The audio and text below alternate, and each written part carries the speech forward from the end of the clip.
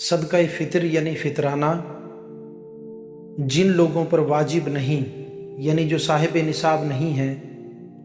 ان پر یہ واجب نہیں ہے، اور اگر ایسے لوگ بھی جن پر یہ واجب نہیں ہے وہ اگر دیں گے تو اس کا کیا مسئلہ ہے؟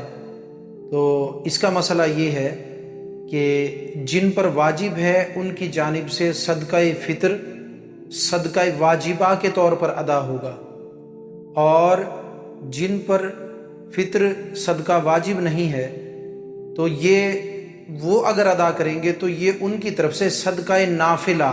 یعنی نفلی صدقہ ادا ہوگا۔ اور آپ کو معلوم ہے کہ نفلی صدقہ بھی بلاؤں کو دور کرتا ہے، بلاؤں کو ٹالنے والا ہے، بلاؤں کو رد کر دینے والا ہے،